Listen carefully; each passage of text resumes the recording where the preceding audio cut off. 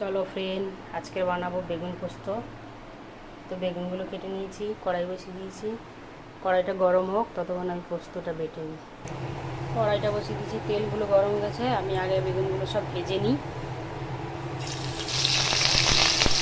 তো বেগুনগুলো ভাজা হয়ে গেছে, এবার আমি তুলে নিই বেগুনগুলো। তো বেগুনগুলো সব ভাজা হয়ে গেছে, এই যে তুলে নিয়েছি। এবার এই তেলে দিয়ে দেবো কালো জিরা ফোড়ন, পেঁয়াজ দিয়ে দেবো। পেঁয়াজটা একটু ভাজা ভাজা হয়ে আসছে, এর মধ্যে এবার টমেটোগুলো দিয়ে দেবো। দেখো আমি টমেটোগুলো দিয়ে দিচ্ছি। দিয়ে দিলাম একটু হলুদ আর জিরের গুঁড়ো আর নুন। এবারে আমি বেটে রাখা পোস্তটাও দিয়ে দিয়েছি।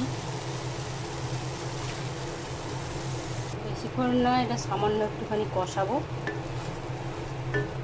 সামান্য একটুখানি জল দিয়েছি। তো ঝোলটা ফুটে গেছে। তো এখানে আমি ভেজে রাখা বেগুনগুলো দিয়ে দেবো। ভেজে রাখা বেগুনগুলো দিয়ে দিয়েছি। এবার আরেকটু চাপা দিয়ে দেবো, একটু সিদ্ধ হবে। তো চলো ঢাকনাটা খুলে দেখি।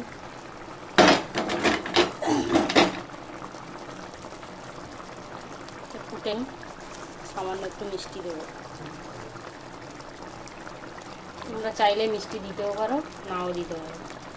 তো চলো, আমার বেগুন পোস্তটা রেডি হয়ে গেছে, এবারে নামিয়ে নিচ্ছি। তো চলো, আমার রেডি হয়ে গেছে বেগুন পোস্ত। রেসিপিটা যদি ভালো লাগে তাহলে লাইক কমেন্ট শেয়ার করে দিও একটু। Tata, by.